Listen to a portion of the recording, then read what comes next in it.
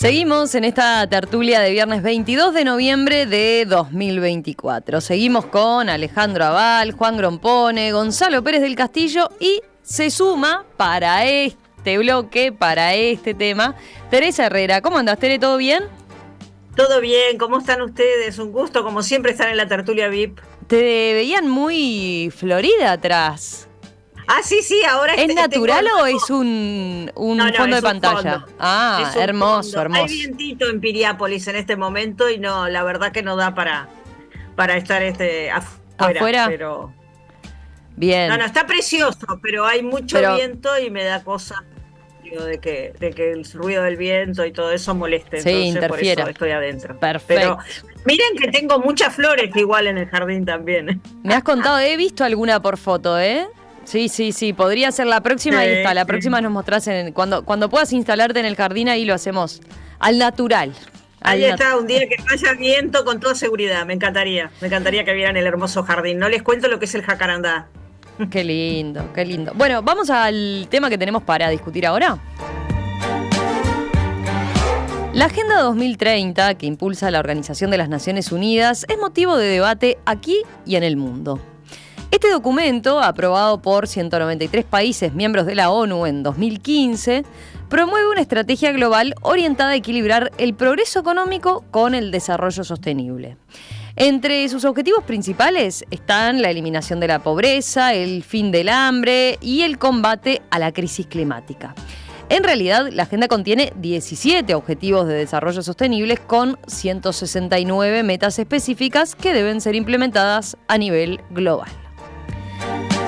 La iniciativa tiene varios detractores a nivel mundial, entre otros el presidente argentino Javier Milei, que denuncia que es un programa de gobierno supranacional socialista.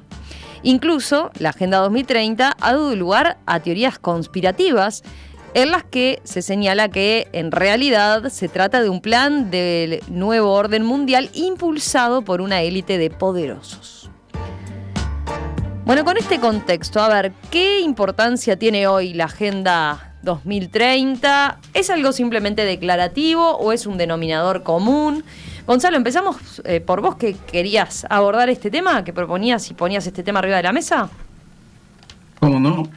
Sí, este tema, para empezar, lo que quiero decir es que no es nada novedoso. Toda esta discusión se establece desde el mismo día que se establece las Naciones Unidas. Y a mí me hace mucha gracia, todavía hoy día, hay gente que dice, no, si una persona tiene hambre, no se trata de darle un pescado, sino de enseñarle a pescar. Y te quedan mirando como si hubieran dicho así una verdad, revelado, una verdad maravillosa. Y estas cosas se vienen diciendo desde 1949, es decir, pocos años después que se crean las Naciones Unidas, muy conscientes de que lo que había que hacer para combatir la pobreza era enseñar a pescar. Se crea el Programa Expandido de Asistencia Técnica, el EPTA, que justamente se trataba de eso. Expertos rubios de ojos celestes iban por el tercer mundo a enseñarle a la gente cómo se pescaba.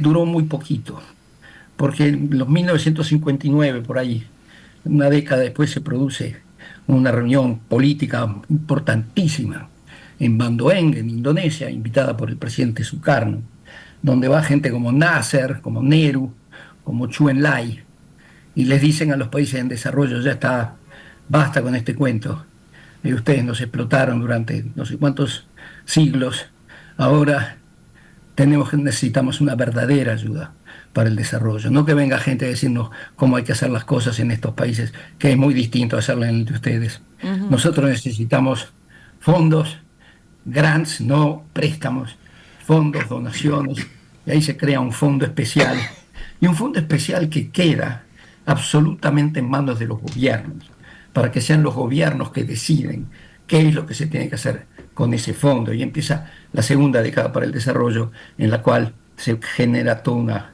polémica. En ese momento están los planes a 5 años, y bueno, gran discusión si realmente son los países en desarrollo los que tienen que decir en qué se gasta la plata que dan los donantes, naturalmente, o no. Y eso también entra en crisis. En la década del 70, porque los países desarrollados dicen, ¿saben qué? Nosotros no los queremos ayudar a desarrollarse, nosotros le damos ayuda para que ustedes puedan combatir las cosas que a nosotros nos interesan, la pobreza, la malnutrición, la enfermedad. Esas son las cosas que queremos, no para que ustedes desarrollen una industria aeronáutica o una industria automotriz y compitan con nosotros. Esa fue la década de los 70, grandes discusiones, y hasta que viene la época de Reagan y Thatcher en los 80, en los cuales dicen todo esto no vale absolutamente nada, los gobiernos no son los que desarrollan los países, lo que desarrolla los países es el sector privado. Y ahí empieza todo un nuevo diálogo internacional en el cual, ¿cuál es el rol de los gobiernos en fomentar el desarrollo? Y lo cual termina con la caída de la Unión Soviética en el 89, el consenso de Washington, en el cual relega a los gobiernos prácticamente a no tener rol ni opinión al respecto. Y entonces ahí, y aquí empieza la historia del 2030, ahí aparece Kofi Annan. Y Kofi Annan se le ocurre una idea brillante. Si no discutamos más sobre quién manda y quién, sino que enfoquémonos en realidad 6 puntos fundamentales que todos queremos resolver, que son los objetivos de desarrollo del milenio, 2015. Y esos proponen metas que son indiscutibles. ¿Qué es lo que hay que combatir?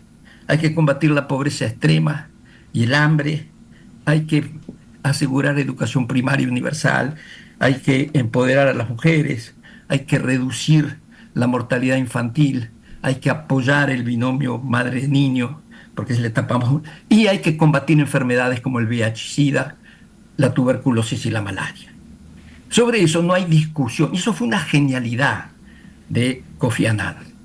Dijo, no discutamos más sobre los distintos modelos, el sector privado y el gobierno. Estamos todos de acuerdo en poner metas de reducción de estas.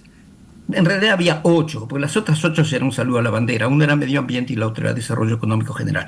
Pero estas 6 primeras, no había discusión posible. Se pusieron metas y las metas en buena medida se cumplieron en el 2015. Hubo una fuertísima reducción del hambre, de la pobreza, del cuidado de la mujer, de la educación primaria, sobre todo para niñas.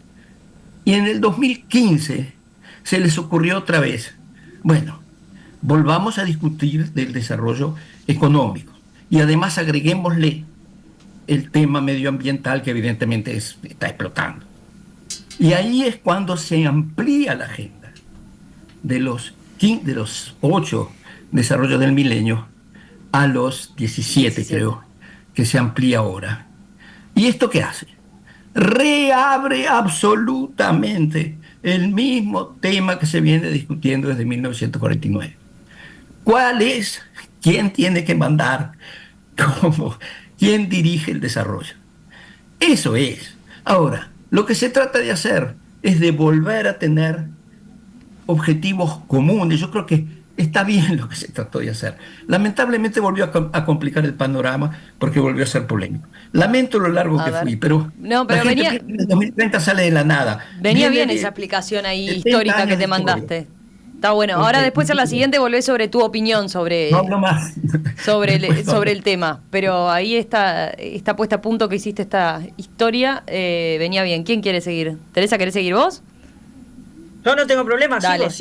Digo, esto que está diciendo Gonzalo, el tema de la polémica en torno a la Agenda 2030, lo venimos arrastrando en todos los lugares. Digo, tenemos cosas, digo, o hitos más importantes o más fuertes, como es el caso del energúmeno de Milei, pero también tenemos acá mismo. Acá durante muchos años estuvo trabajando en la Agenda 2030, en OPP. Se estuvieron haciendo proyectos, trabajos, tratando de avanzar, etcétera. En los últimos años, la verdad, lo que me es personal, nunca más fui convocada, nunca más supe que estuviera pasando algo en torno a la Agenda 2030. Y a mí me parece que tiene una importancia sustancial, porque se trata justamente de hacer acuerdos supra, es decir, acuerdos que estén por encima de los partidos, por encima de los sectores, y que permitan esto que se está hablando ahora, ¿no? No me voy a meter no se preocupen que no me voy a meter en la elección, pero la necesidad de que haya políticas de Estado sobre determinados temas. Lo que pasa es que, claro, hay temas controversiales, todos están de acuerdo que hay que terminar con el hambre, el tema es cómo. No todos están de acuerdo en el empoderamiento de la mujer, Gonzalo, sino más bien todo lo contrario. Entonces, y si no, a la prueba me remito, tema más ausente en esta campaña, imposible. Entonces, en realidad, yo creo que uno de los problemas que estamos teniendo es que a veces el árbol no nos deja ver el bosque. El 2030 ya está. Cuando se empezó con esto, parecía que faltaba un montón. Y ahora faltan 5 años. Y si uno hace tabla rasa y ve lo que se ha logrado y lo que digo, las Naciones Unidas son muy claras en esto. No llegamos al 2030 con los Objetivos de Desarrollo Sostenible ni por casualidad, en ninguna de las áreas, en el medio ambiente, en la pobreza, en el hambre, en la equidad de género, en tener ciudades sostenibles. Digo, no llegamos en ninguno de los temas. No solo no llegamos, sino que en algunos, como es tan lento el avance, en realidad es un retroceso. Entonces, ni que hablar en los lugares donde hay guerra, ni hablar. Entonces, a mí me parece que estos son de los temas sustanciales que hay que hablar. Cuando me convocaron para hablar de esto, dije que bueno, ¿no? Porque es de esto que tenemos que empezar a conversar y a trabajar, no de lo inmediato, no de la discusión banal, ¿no? Sino en cómo nos ponemos de acuerdo para que haya realmente un desarrollo sostenible. Y desarrollo sostenible implica que tiene que ser un desarrollo armónico con el medio ambiente, con la población, con las nuevas generaciones, con las generaciones de veteranas y veteranos, por supuesto. Es decir, que tiene que ser algo que nos convoque como para decir tengamos mejor calidad de vida. Y además, sobre todo, porque yo en el tema medio ambiente, que no es el mío, pero es tan importante, nos va la vida a todos y a todas. Tenemos un solo planeta. A ver los demás, acá, ¿cómo le ven? ¿Cómo ven la Agenda 2030? ¿Cómo ven las críticas que recibe? Bueno, la Agenda 2030, después de la historia que nos contó a todos Gonzalo, es la continuación de un proceso muy largo que empezó, por lo menos en lo inmediato, alrededor del año 2000, a nivel de las Naciones Unidas. Y fue, reprogramado en el 2015. Por supuesto que en muchos temas es un poco lo que vulgarmente solemos decir un saludo a la bandera, pero porque uno advierte que no se han concretado ninguna de las metas, o muchas de las metas, que se establecen de esas 167 metas que atienden a lograr la concreción de los 17 objetivos. Ahora, yo me preocupé de ver algunas cosas que faltan, ¿no? ¿Verdad? Que faltan. Por ejemplo, la educación de calidad. Digo, para mí falta la libertad de educación.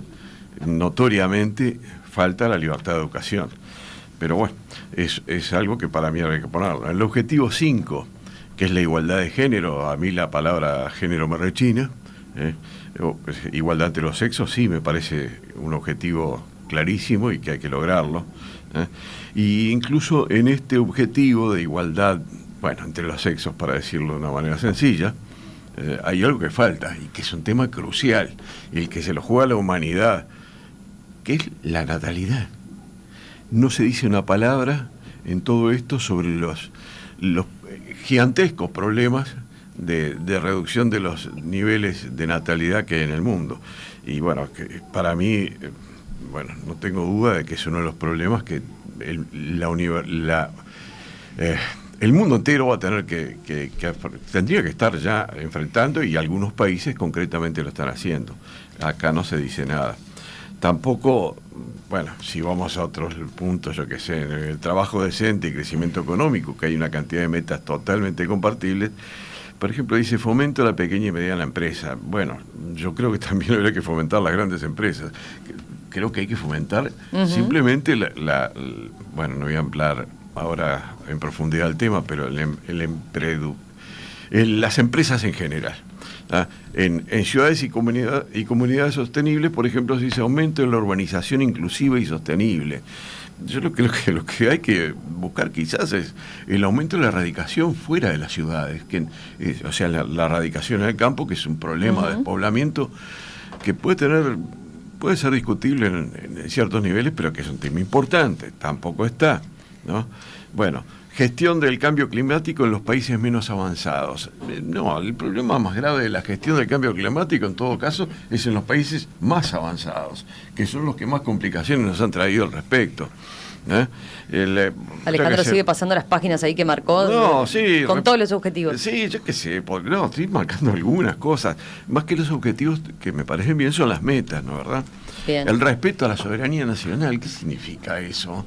Porque sí que es un tema que yo en principio lo apoyo, pero también es enmarcado en un problema del avance de los organismos internacionales, sobre el cual no voy a profundizar ahora. A ver, mira. El fomento de la pesca a pequeña escala y artesanal. Eso tiene una cantidad de problemas que van mucho más allá de fomentar la pesca en sí misma. Y no se trata. Tengo mensajes como el de Leonardo que dice: Naciones Unidas tiene una agenda para el 2030 y no puede con los dramas que tenemos hoy. Las Naciones Unidas han sido incapaces de crear las condiciones necesarias para que esa agenda sea posible. Hay varios que apuntan eso, lo ven como un conjunto de buenas intenciones que difícil se puedan cumplir. Juan, tu visión. Bueno, todas las agendas de las Naciones Unidas son expresiones de deseos y nada más. La pobreza, el hambre, el calentamiento global son temas fáciles de enunciar, pero caros y difíciles de implementar. Entonces, finalmente se terminan como un saludo a la bandera que metas para cumplir. Y yo puedo contribuir también a todo esto. Yo creo que los temas importantes que me parecen cruciales son, el primero, la libertad e igualdad de la mujer, porque dentro de hay una cantidad, son 500 millones de mujeres que no tienen libertad e igualdad en el planeta. Son bastantes, ¿no? El apoyo a las ciencias y a las artes en lugar de la fabricación de armas, por ejemplo. Y la eliminación de todas las guerras. Es decir, ¿por qué? Eso es una finalidad básica. No más guerras, listo. Y para eso, no más armas, ¿no? Vos decías que decís como los oyentes que tiene que ser menos ambiciosa la agenda, quizás con esas cosas más. Le podría 3 o 4 cosas nada más. Y si no le gustan estas ideas, tengo otras, como decía el gran Grucho. A ver, volvamos con Gonzalo. Les pido intervenciones más breves, pero volvamos sobre todo también a las críticas, por ejemplo, que le plantea, entre otros, Javier Milei, ¿no? Con esto que yo señalaba, este programa de gobierno supranacional socialista, así lo plantea. Eso es absurdo. Primero, las Naciones Unidas lamentablemente no tienen la oportunidad de imponer nada. La prueba está, como decían los contertulios, de que se invaden países soberanos. La prueba está de que se empiezan guerras y las Naciones Unidas no tienen la posibilidad de parar nada. ¿Por qué? Porque en el propio Consejo de Seguridad los países poderosos vetan cualquier intervención de las Naciones Unidas. Ahora, yo lo que sí quiero decir, les hice ese cuento largo para decir que si entramos en los temas de interpretación y nos perdemos. Y por eso fue que en el año 2000 las Naciones Unidas puso énfasis en esos 6 temas fundamentales que son indiscutibles y no son un saludo. Ellos no fueron un saludo a la bandera, porque en pobreza, por ejemplo, pobreza se clasificaba como $1.25 por día, menos de $1.25 por día. Se pasó. Por ejemplo, en 1990 era el 50% de la población mundial y en el 2015 llegó a ser el 15%. Eso fue un enorme progreso. También las personas pobres pasaron de ser de 1.900 millones a 836. La desnutrición bajó de 23% a 12%. Es decir, cuando se concentraron en esas cosas, se obtuvieron resultados. Lo que pasa es que, como ustedes bien decían, estas cosas son parte de fenómenos económicos más importantes. Y cuando se quiere no atacar, estos son, como si querés, los efectos del subdesarrollo. Pero cuando se quiere entrar en las causas del subdesarrollo, que son algunos de los temas que ustedes iban mencionando, entonces ahí entras en la polémica. Y la 2030 trata de, los objetivos 2015-2030 tratan de no tanto atacar directamente los efectos del subdesarrollo, que es la pobreza, la desnutrición, la desigualdad de la mujer, etcétera, etcétera, sino de ir a las causas. Y ahí es donde te enredás en esta polémica, y ahí es donde aparecen los Milei del mundo, a decir que esto es primero supranacional, lo cual es falso. Ojalá las Naciones Unidas tuviera la fuerza de terminar con 4.000 billones de dólares en gastos en armamento, como si eso fuera lo que el mundo necesita, en vez de gastarlos en cuestiones que terminen con la exterminación de las especies, por ejemplo, que es un problema muy serio, como son los otros. Entonces, cuando tú vas a las causas, ahí entras en lo ideológico y el señor Milei piensa que esto es fruto del socialismo, pero no es. Te voy a decir más, creo que lo dije en la tertulia anterior. El mundo socialista, en todo este debate que yo describí, sí, estuvo bastante ausente. Fue más bien entre los países capitalistas desarrollados y los países del tercer mundo, y el movimiento no alineado. El debate fue ahí. Rusia y sus satélites prácticamente no participaron de estas cosas. Entonces no es que las Naciones Unidas Rusia no es socialista a esta altura, no lo pongas como ejemplo. Bueno, Rusia, perdón, la Unión Soviética. Acá veo críticas por otro lado. Es eso. El tema es mucho más complejo, y es ir a las causas de por qué hay este desequilibrio en el mundo y este subdesarrollo y estas inequidades y estas desigualdades. ¿Cuáles son las causas? Y en cuanto te metes en eso, que los 2030 sí se meten de vuelta, y bueno, aparecen de vuelta los Washington consensos y los de acuerdo totalmente con lo que está planteando Gonzalo. Si no tenés perspectiva de género, jamás podrás ir a las causas de lo que significa la inequidad de la mujer y de las disidencias en nuestra sociedad. Evidentemente, tenés que tener una metodología de análisis, una herramienta de análisis que te permita analizar la causalidad. Si no tenés claro cuáles son las razones de la pobreza infantil, que es en todos los países del mundo y que está vinculado a la perspectiva de género, ¿no? Porque son hogares monomarentales, tanto que le preocupa a Alejandro el tema de la natalidad, y bueno, las mujeres son las que sostienen esa natalidad, y si no tenés perspectiva de género no entendés cómo está funcionando eso, porque los señores se van y son las mujeres las que sostienen esas situaciones, y esas mismas mujeres después no pueden educarse, no pueden trabajar, no pueden hacer un montón de cosas porque están cuidando a esos gurises y a esas gurisas. Entonces, si no tenemos herramientas de análisis que nos permitan ver la causalidad del asunto, es donde realmente nos perdemos. Claro que cuando vamos a las herramientas de análisis, entonces aparecen los Milei o aparecen otra gente que te dice que eso está mal, que eso no es así, que eso no ocurre. Y bueno, ¿por qué? Porque en realidad muchos y muchas están tratando de sostener un statu quo, vamos a no engañarnos, ¿no? Bueno, mira acá, Tere, tengo otro tipo de críticas. Alejandro dice, la Agenda 2030 es impracticable porque surge de la imposición y de los intereses de quienes hoy están construyendo el neocolonialismo. No, yo no estoy en absoluto de acuerdo. Yo creo que eso es hablar con un balde. Que me perdonen. Hay baldes de derecha y baldes de izquierda, ¿eh? Bueno, por lo menos... si querés hablar, Teresa, de la perspectiva de género pero ahí nos vamos de tema. No, por eso, pero como fui aludido, si querés hablar de la perspectiva de género, por supuesto que estoy dispuesto, pero no es el momento para hablarlo ahora, lo cual no significa en lo más mínimo que esté en contra de lograr una igualdad de oportunidades absoluta entre las mujeres y los hombres. Eso es otro tema. Y en cuanto al tema de la natalidad, sí, por supuesto que no es un problema exclusivo de la mujer, ni muchísimo menos. Pero es un problema de la humanidad. Es un terrible problema de la humanidad, en todo sentido. Es más, para mí es un problema gravísimo, el más grave, fuera el tema de las guerras concretas, que debería enfrentar el mundo en los próximos años. Juan, pero me permitís una pequeña intervención. Dale, Gonzalo. El problema hasta el fin hasta el fin del siglo XX, el problema de natalidad, ¿sabes cuál era, Alejandro? Era la explosión demográfica. Era que pensaban que iba a haber demasiada gente, que no había forma de parar el crecimiento de la población mundial. Y el crecimiento de la población, ahora somos 7.500, 8.000 millones de personas. Somos suficientes.